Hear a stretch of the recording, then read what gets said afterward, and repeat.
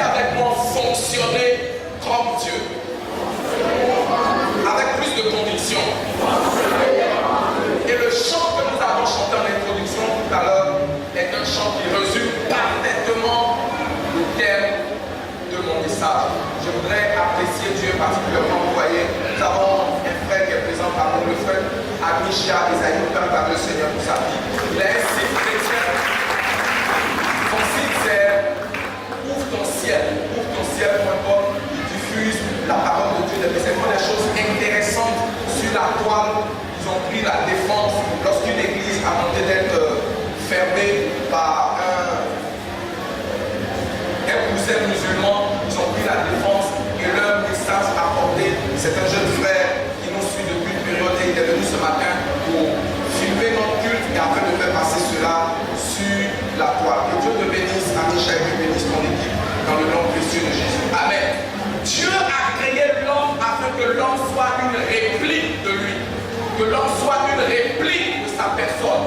La Bible nous dit dans le livre de Genèse chapitre 1, le verset 26, le livre des commencements, il dit faisons l'homme à notre image, selon notre ressemblance, afin qu'il domine sur la terre, assujettisse, se multiplie. Donc Dieu a créé l'homme pour que l'homme soit une réplique de lui. Je voudrais te dire, bien aimé, que tout homme qui ne fonctionne pas comme Dieu ne fonctionne pas normalement. Jusqu'à ce que tu fonctionnes comme Dieu, tu fonctionnes anormalement. Dans le livre de Matthieu, chapitre 5, le verset 48, dans l'enseignement du Seigneur Jésus, il termine en disant soyez donc parfait, comme votre Père céleste est comment parfait. Soyez comme votre Père, fonctionnez comme votre Père, soyez donc parfait, comme votre Père céleste est parfait. Ressemblez-lui dans votre fonctionnement, marchez comme Dieu. Et la conclusion qui donne ce verset commence par décrire certaines habitudes quotidiennes de l'homme. Il dit, si vous saluez seulement ceux qui vous saluent, qu'est-ce que vous faites d'extraordinaire? Est-ce que tu peux ouvrir ta Bible avec moi dans le livre de Matthieu chapitre 5? Nous ne sommes pas nés de nouveau pour garantir notre ticket pour le paradis. Nous sommes nés de nouveau pour ressembler à Dieu. C'est vrai que le salut comprend le fait d'échapper à l'enfer, mais cela ne s'arrête pas là. Être né de nouveau comprend d'avoir un ticket pour le ciel, mais cela ne s'arrête pas là. Tu es né de nouveau pour fonctionner et pour agir comme Dieu. Du moins, si Dieu est ton Père. Est-ce que Dieu est ton Père? Et est-ce que le Seigneur est ton Père? Alléluia. Prenons le verset 42. Commençons à partir du verset 38. Il dit, vous avez appris qu'il a été dit œil pour œil et dent pour dent. Mais moi je vous dis, ne résistez pas aux méchants. Si quelqu'un te frappe sur la joue droite, présente-lui la joue gauche. Vous savez ce que j'aime avec ce texte? C'est qu'il dit, si te frappe sur la joue gauche, tends la joue comment? Mais la Bible ne continue pas pour dire, s'il veut te rétaper sur la joue gauche, c'est ce que tu dois faire. Amen. Mais s'il veut te rétaper sur la joue gauche, commence à réagir. Amen. Commence à faire comment? Ce que le Seigneur a autorisé, c'est que tu me tapes sur la joue gauche, la joue droite. Mais revenir me taper sur la même joue gauche, c'est pas non. Si on te tape une deuxième fois sur le même endroit, c'est ta faute. Amen. Amen. Ça, c'était juste une parenthèse. Gloire à Dieu. Si quelqu'un veut plaider pour toi et prendre ta tunique, laisse-lui encore ton manteau. Nous rentrons dans la partie intéressante.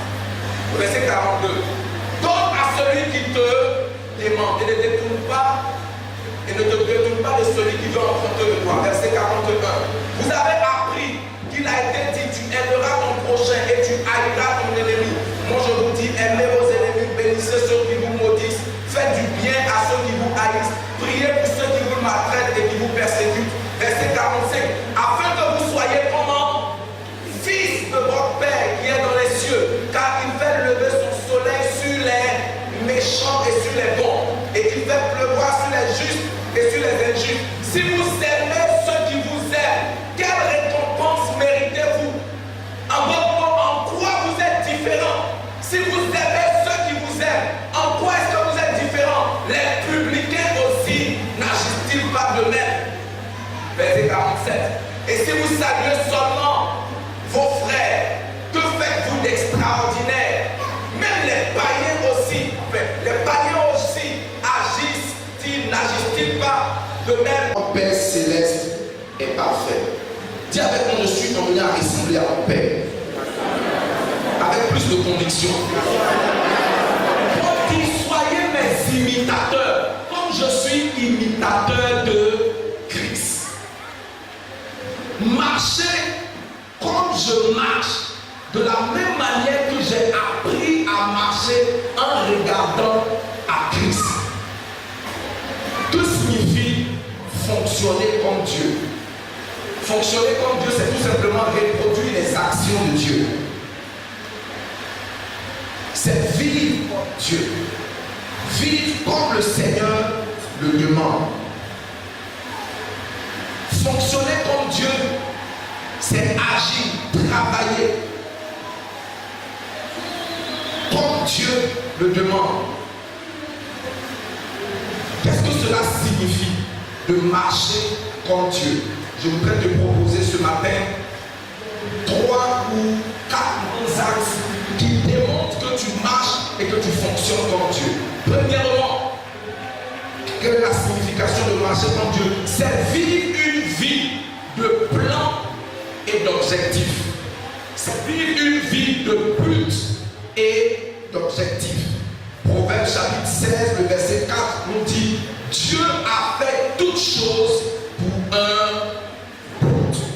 Dieu a fait toutes choses pour une raison. Donc notre Dieu ne fait rien sans raison. Dieu ne fait rien sans objectif. Dieu ne fait rien sans avoir déterminé ce que cette chose-là doit produire. Amen. Vivre une vie de but, c'est vivre une vie efficace. C'est penser ses actions avant de les poser.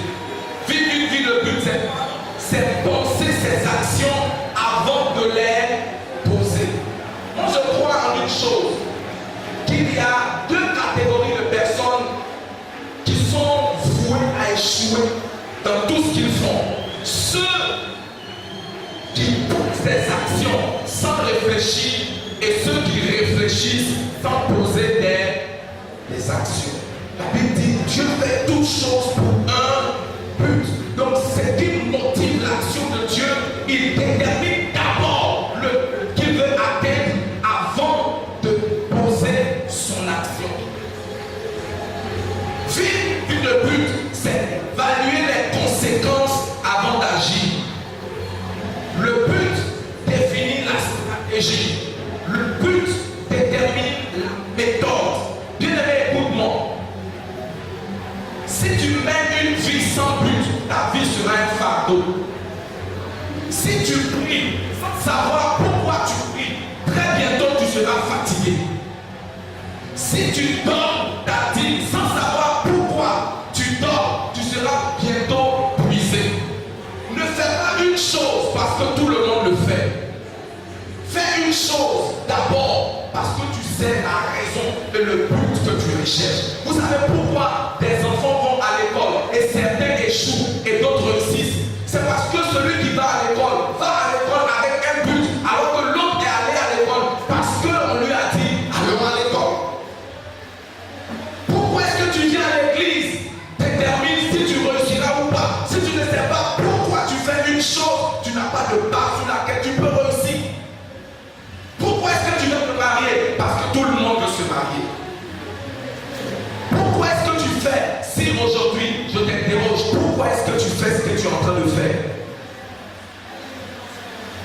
La réponse à cela déterminera si tu es une personne de but ou d'objectif. Le docteur Miles Monroe a dit, quand le but d'une chose n'est pas connu, l'abus est inévitable. Le mot péché, étymologiquement dans le mot hébreu qui traduit péché, veut dire manquer le but. Manquer le but. Tu pêches quand tu utilises quelque chose pour lequel cette chose-là n'a pas été créée. Tu pêches quand tu utilises ton temps à faire une chose à laquelle ton temps n'est pas assigné. Dieu est un Dieu de but et d'objectif. Et nous ressemblons à Dieu quand nous marchons avec un objectif. Chaque fois que tu dois poser une action, demande-toi pourquoi est-ce que je veux poser cette action? Qu'est-ce que je veux atteindre posant cette action? Qu'est-ce que je veux atteindre?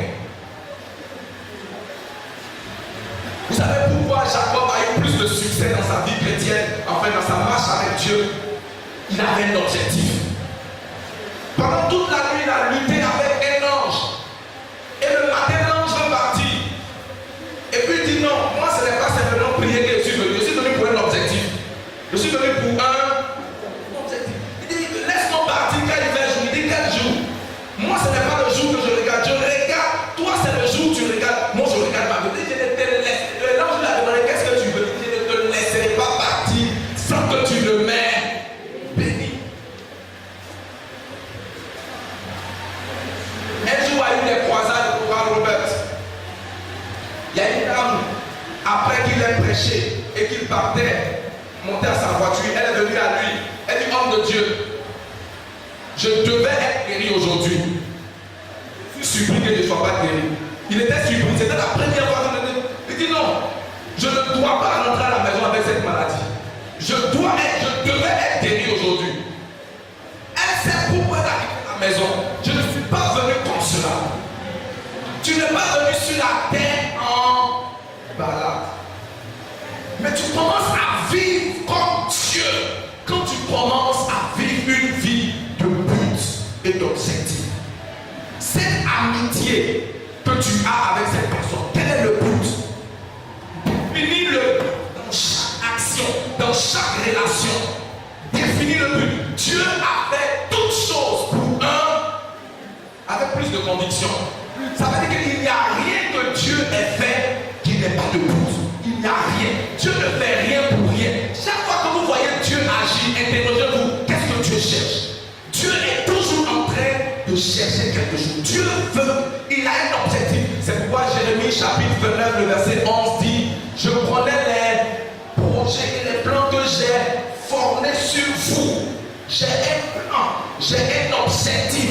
Bien aimé, fonctionner comme Dieu, c'est fonctionner comme Dieu opère. Et Dieu fait toutes choses pour un. Tu ne peux pas commencer quelque chose, on te demande qu'est-ce que tu fais, tu dis, je ne sais pas encore. Quand ça va finir, on va voir ce que ça va donner. On commence d'abord, et avec le temps, on verra. Tout sculpteur efficace, mais quand il prend, il va couper son morceau de bois dans la brousse à une image claire de ce qu'il veut sortir de ce bois avant même qu'il ne commence à lancer sa hache. Il sait. Malheureusement, nous avons beaucoup de personnes qui vivent une vie par accident, qui vivent une vie au hasard. Ils se lèvent le matin, ils vont s'endormir sans but, sans objectif. Dieu est un Dieu de but, est un Dieu d'objectif. Tout ce que Dieu fait, tout, bien aimé, regardez. La raison pour laquelle Dieu a mis des traits dans notre main, ce n'est pas pour l'esthétique. Les traits dans notre main sont comme ils sont pour un bon objectif. Il y a une raison pour qu'on puisse tenir ces deux. Pourquoi est-ce que Dieu nous a donné des sourcils? C'est parce qu'il sait que la sueur à un moment donné, donc il a mis ça pour bloquer la sueur. Ça nous rend beau, mais la beauté n'est pas l'objectif pour lequel, uniquement pour lequel Dieu a mis cela pour une raison. Quand vous regardez la raison pour laquelle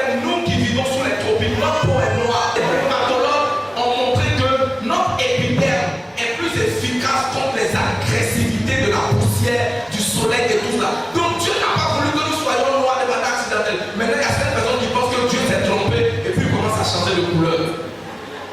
Dieu sait pourquoi il t'a permis. Bien aimé, quand vous mettez un blanc dans les conditions où nous sommes, son corps va griller. Donc tout ce que Dieu fait, il le fait pour un sur ton corps, sur ton temps, tout ce que Dieu fait, il le fait pour Amen. Écoute, même la plante qu'on appelle la cocaïne, c'est une bonne plante. Dis avec moi, c'est une bonne plante. J'ai pas entendu.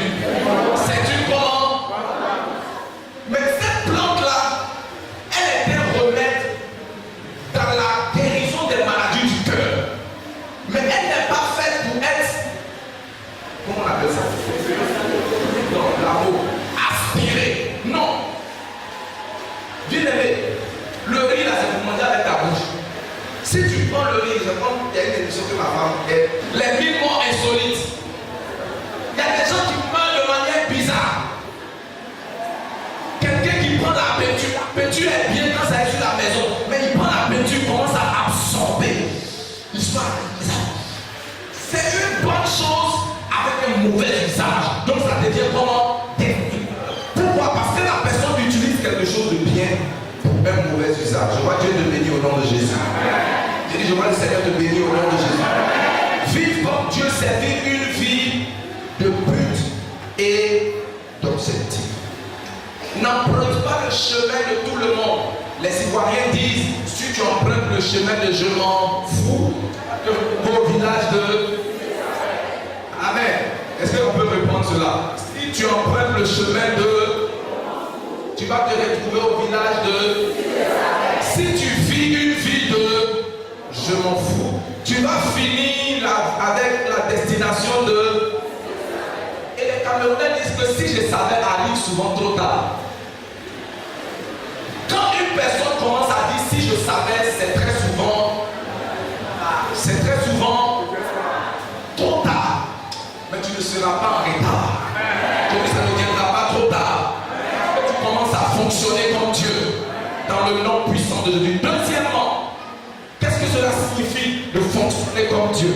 C'est de vivre une vie ordonnée. Dans 1 Corinthiens chapitre 14, verset 33, la Bible dit Dieu n'est pas un Dieu de désordre.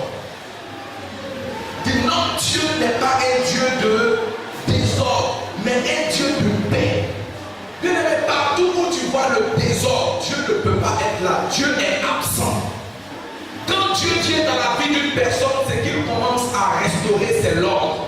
La Bible dit la terre était informe et vide. Et quand Dieu a commencé à agir, il a commencé à rétablir l'ordre. Une famille désordonnée, un homme désordonné ne fonctionne pas comme Dieu.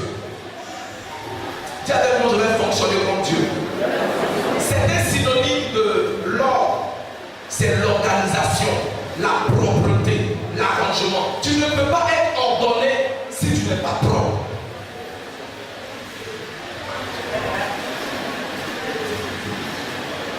L'un des signes de l'ordre, c'est comment? La propreté. Quand vous rentrez dans la vie d'une personne ordonnée, vous voyez la propreté. Quand vous rentrez dans une église ordonnée, vous voyez comment? La propreté. Quand vous rentrez dans une église désordonnée, vous voyez comment? La saleté. Et bien aimé, la spiritualité ne marche pas avec la saleté. Il dit Dieu est un Dieu d'ordre. Écoutez-moi. Ce que Paul était en train de dire, il y avait le désordre à l'église de Corinthe. Pendant que quelqu'un est en train de prêcher, une autre personne se lève là-bas, il commence à prophétiser. Une autre personne est en train de parler en langue. Et puis chacun dit, c'est Dieu qui me conduit. C'est Dieu qui m'a donné une parole. Maintenant Paul dit, ce n'est pas normal que le même Dieu qui est en train de parler à une personne à un moment précis soit en train de donner une autre à une autre personne au même endroit. Il dit ça, ce n'est pas Dieu, parce que Dieu n'est pas un Dieu de désordre. Dieu est un Dieu d'ordre et de bienséance. Dieu est un Dieu de comment? D'ordre et de bienséance. Bien aimé, quand tu agis comme Dieu, tu fais les choses avec ordre. Demande à ton voisin, tu as ordonné. Je n'ai pas entendu. Dis à quelqu'un, je suis pas ordonné. Écoute-moi, tu n'as pas besoin du diable pour te mettre en retard. Une personne désordonnée sera une personne confuse. Une personne désordonnée sera une personne troublée. Le désordre engendre les conflits et la pauvreté. C'est pourquoi les nations développées sont d'abord des nations ordonnées. Ce sont des nations comment? L'ordre est le premier signe du développement. Le développement n'est pas citoyen d'un lieu géographique. Elle naît à partir de certains principes. Et le Dieu que nous servons est un Dieu d'ordre. Et si tu es son fils et que tu dois marcher contre lui, tu dois marcher dans l'ordre. C'est quoi l'ordre? L'ordre, c'est l'arrangement précis et exact des choses. L'ordre, c'est mettre une chose à la place qui lui convient. C'est mettre une chose comment? À la place qui lui convient. Et j'aime souvent un exemple très fort. Si vous voyez une éponge sur la télé au salon, est-ce que c'est sa place? Quelle est la place de l'éponge? C'est dans la douche. Alléluia. Si vous voyez une paire de chaussures dans la cuisine, est-ce que c'est sa place? Mais il y a certaines personnes qui dans leur vie vivent effectivement ce genre de vie. Les choses sont en désordre dans leur vie. Reçois la grâce. Je lui reçois la grâce pour vivre une vie ordonnée dans le nom de Jésus. Tout homme et toute famille qui veut progresser doit aimer l'ordre, avoir le goût de l'ordre et avoir le souci de l'ordre. L'ordre est une qualité extrêmement importante et précieuse. Même n'importe quoi, n'importe où est une faiblesse. Dans le nom de Jésus, reçois la grâce d'être ordonné. L'ordre n'est pas un don, ce n'est pas une grâce, c'est une responsabilité. C'est comment? C'est une responsabilité. L'ordre n'arrive pas de manière accidentelle. Tu dois faire l'effort pour mettre l'ordre. Il a dit, quand Paul a continué, il dit l'esprit du prophète est soumis au prophète. Il dit pendant que un parle en langue, qu'une autre personne interprète. Et s'il n'y a personne pour interpréter, que tout le monde se taise. Vous savez, dans les années 90 et 95, quand nous avions donné notre vie à Christ, moi particulièrement c'est en 93 pardon. Il y avait un mouvement spirituel où les gens commençaient le culte à 9h ou alors à 8h et puis le culte se terminait à 16h. Et puis on se disait, plus le culte dure, plus Dieu agit. Donc quelqu'un prend la parole, il prêche pendant 3 heures du temps, comme si demain il n'a plus rien à prêcher. Et puis on se dit, Dieu est là et ça causait beaucoup de divorces, beaucoup de choses. Mais bien aimé, quand Dieu agit, il agit dans l'ordre. Le culte doit avoir un début, il doit avoir une. Il dit, celui qui est l'esprit du prophète est comment? Soumis au prophète. Écoute-moi, si l'esprit de Dieu est soumis à celui en qui il habite, combien a plus forte raison l'esprit du diable? Tu l'as dit que si l'esprit de Dieu est soumis à toi et agit en fonction de ce que tu permets qu'il passe dans ta vie, le diable ne peut pas t'obliger à faire ce que tu ne veux pas. Donc chaque fois que tu fais quelque chose de contraire, en disant c'est le diable qui te pousse, il te pousse avec ton autorisation, avec ta collaboration, avec ta permission. Si tu l'interdis, il ne permettra pas. Viens avec moi, Satan, c'est fini avec nous. Tu as besoin de mettre de l'ordre dans tes finances. Dis avec moi l'ordre dans tes finances. Le jour où j'ai lu ma Bible et que j'ai compris que Dieu demande la dîme et que la dîme correspond à un certain pourcentage de mon argent, j'ai compris que Dieu est un Dieu de discipline. Il dit tu dois donner pas n'importe quel. Beaucoup de personnes pensent que la dîme, c'est que tu reçois ton salaire, tu reçois l'argent, tu mets la main dedans, tu enlèves ce que tu veux et puis tu donnes à l'église. Ça c'est la dîme. Aujourd'hui tu donnes ceci, demain tu donnes cela. Non, ça ce n'est pas la sont les offrandes. La dîme, c'est un pourcentage. 10%. Et le fait qu'il y ait un pourcentage montre qu'il y a une organisation. Dieu est organisé, Dieu est structuré. Il établit l'ordre même dans vos finances. 10% sont à moi. Cela veut dire qu'il attend que tu gères les 90 autres pourcents selon un budget bien établi, selon tes entrées. Si tu n'as pas d'ordre dans tes finances, très bientôt, tu vas te retrouver mendiant. Amen. Que sur la terre, il y a deux catégories de personnes. Il y a les chasseurs et puis il y a comment? Le chasseur, c'est quelqu'un qui, le matin, quand il se lève, il poursuit une proie.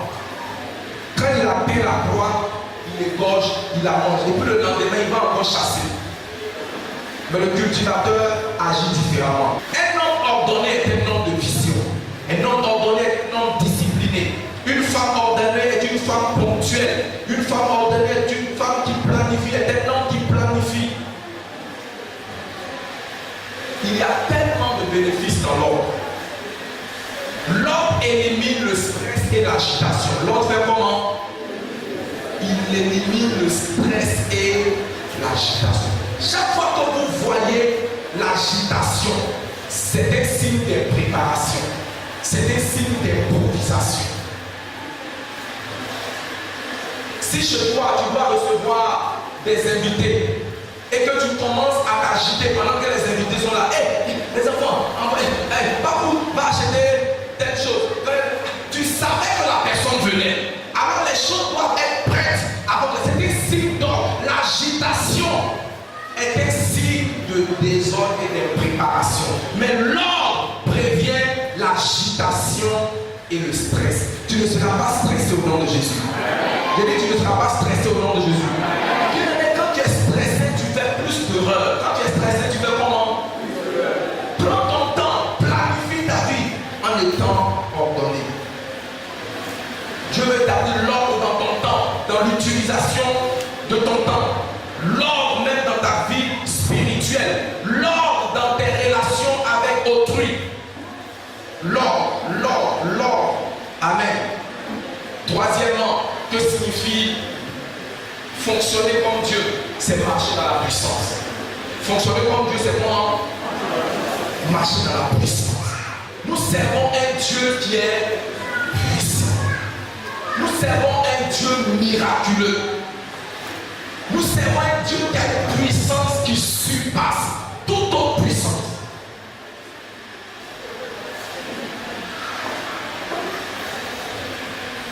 Quand Paul et Silas sont arrivés dans cette ville, les gens ont commencé à les combattre. Mais quand ils ont vu les miracles, ils ont vu les dieux sont descendus sur nous. Les dieux sont descendus sur une forme humaine. Car la démonstration de la puissance qu'ils voyaient, ils disent ça c'est la puissance qu'on appelle la grande. Ça ce n'est pas n'importe quel type de puissance. Bien aimé, si tu fonctionnes comme Dieu, tu n'as pas à avoir peur du diable. Et moi, à ton voisin, il n'y a rien dans le diable qui mérite ta peur. Avec plus de conviction. Donc tu ne le dis pas avec conviction. Parce que dans les combats, c'est puissance contre puissance. Et quand une puissance faible rencontre une puissance suprême, la puissance qui est petite se soumet. Et toi, tu es emmené à opérer dans la puissance suprême. La puissance incontestable. Le miraculeux. Quand tu ordonnes, les choses vont exécuter. J'ai dit, tu as la puissance de Dieu. Fonctionner comme Dieu, c'est fonctionner dans la puissance. Non pas dans la peur, mais dans la conscience. Non pas dans la peur, mais comment? Dans la confiance. Quatrièmement, et je vais terminer par là, c'est quoi fonctionner comme Dieu? Fonctionner comme Dieu, c'est penser comme Dieu. C'est comment? La raison pour laquelle nous ne fonctionnons pas comme Dieu, c'est parce que nous ne pensons pas comme Dieu. Ésaïe 55. Ésaïe 55, je peux lire à partir du verset 8 à 9. Il dit, car mes pensées ne sont pas vos pensées. Et vos voix ne sont pas mes voix, dit l'Éternel. Dieu est est Dieu à cause de la façon dont Dieu pense. Oh, dis amen. J'ai dit Dieu est Dieu à cause de la manière dont Dieu. Bien aimé, les riches sont riches à cause de la façon dont ils pensent. Et les pauvres sont pauvres à cause de la façon dont ils pensent. Ce qui fait de Dieu Dieu, ce sont la Bible dit ses pensées sont élevées. C'est pourquoi il est élevé au-dessus de nous. Ce sont ces pensées élevées qui font de lui Dieu élevé. Bien aimé, aujourd'hui sur la terre, ce n'est pas l'âge qui donne la supériorité, c'est la qualité de tes pensées. Ce n'est pas le plus vieux qui est le plus élevé, c'est le plus intelligent. Celui qui pense différemment. La raison pour laquelle nous ne fonctionnons pas comme Dieu, c'est parce que nous ne pensons pas comme Dieu. Les pensées de Dieu sont élevées au-dessus de celles des hommes. Si nous élevons le niveau de nos pensées jusqu'au niveau de Dieu, nous serons à mesure de fonctionner comme lui. Si tu le crois, dis amen. Bien aimé, si tu penses comme Dieu et tu marches dans les voies de Dieu, alors tu seras comme lui. Il dit, mes pensées ne sont pas vos pensées et mes voies ne sont pas vos. Et la Bible dit, tel un homme pense dans son cœur. Proverbe chapitre 23, le verset 7. Comme un homme pense dans son cœur, tel il est. Seigneur, tu veux que je sois comme toi, donne de penser comme toi. Et la Bible dit, nous avons la possibilité de renouveler nos pensées par la parole de Dieu. Écoutez-moi, les paroles sont des pensées exprimées. Les paroles sont des pensées comment? Et la Bible, c'est tout simplement les pensées de Dieu écrites. Si tu veux penser comme un homme, commence à frotter tes pensées aux pensées de cette personne. En te frottant à la manière dont pense une personne, tu vas commencer à penser comme cette personne. Parce que les paroles sont des pensées exprimées. C'est pourquoi méfiez-vous des faux courageux qui, lorsqu'ils sont en train de boire, commence à dire des choses. Bien aimé, ce qu'il est en train de dire est dans le fond de son cœur. Ce n'est pas la boisson. La boisson lui donne simplement le courage. Amen. Amen. Quand quelqu'un est en train de boire et puis il est en train de sortir, ça fait, si vous voulez bien entendre,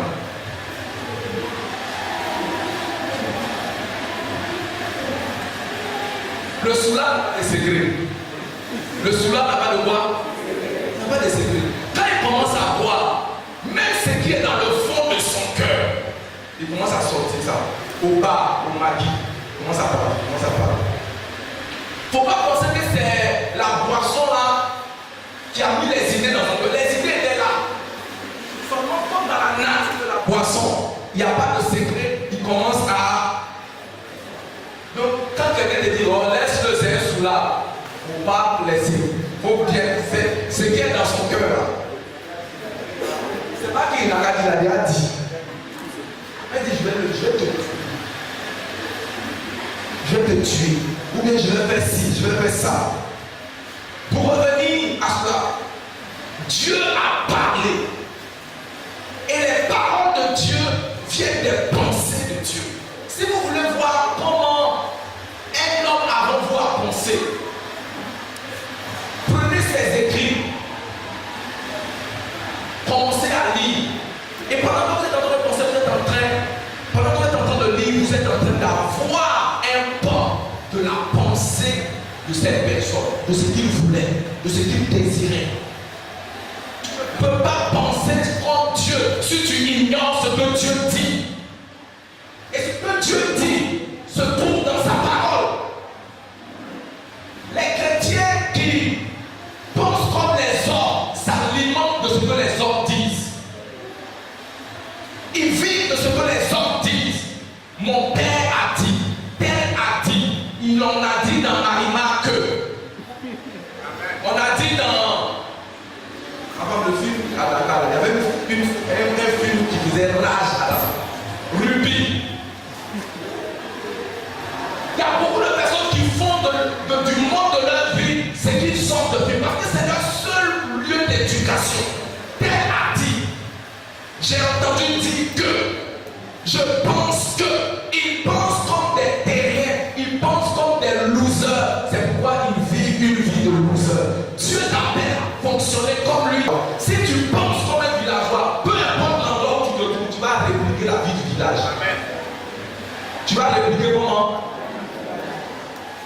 J'ai lu quelque chose un jour à notre injure. Un blanc qui disait que les Noirs disent que nous sommes venus les coloniser. On les a laissés aller dans leur pays. Et les voici qui sont en train de batailler pour avoir un visa pour venir chez nous. On vous a laissé. Et la personne a continué pour dire que si on laisse tous les Noirs en Europe et qu'on met les Blancs en Afrique, très bientôt, les Noirs vont quitter l'Europe pour demander un visa pour venir en Afrique.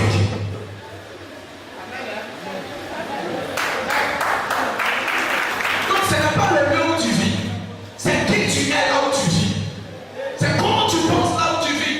Et je n'ai plus besoin maintenant, c'est bon d'aller en vacances. C'est bon d'aller visiter. C'est bon d'aller voir comment les gens sont.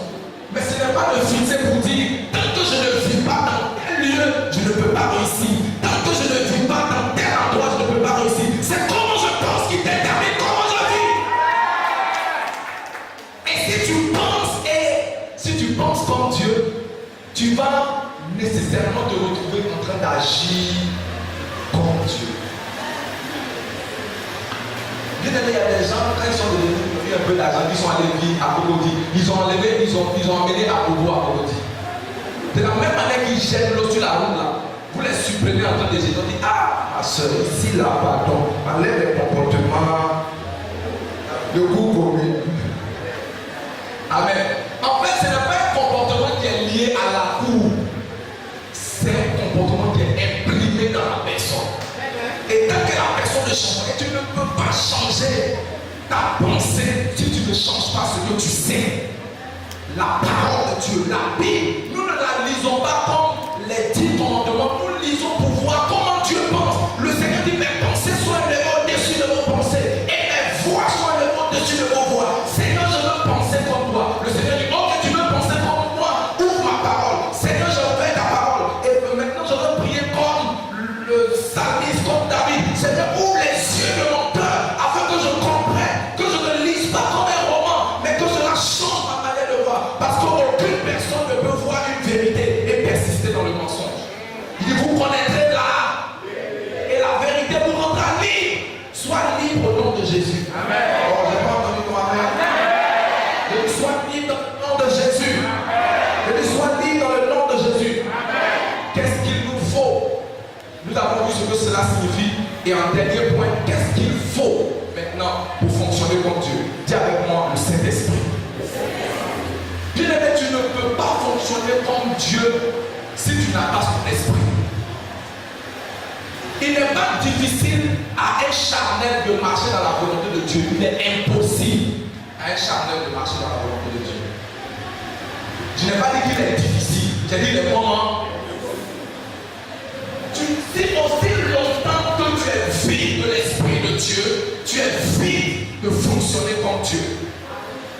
Il y a des gens qui ont l'Esprit de Dieu, il y a ceux qui sont remplis de l'Esprit de Dieu, et il y a ceux qui sont revêtus de l'Esprit de Dieu.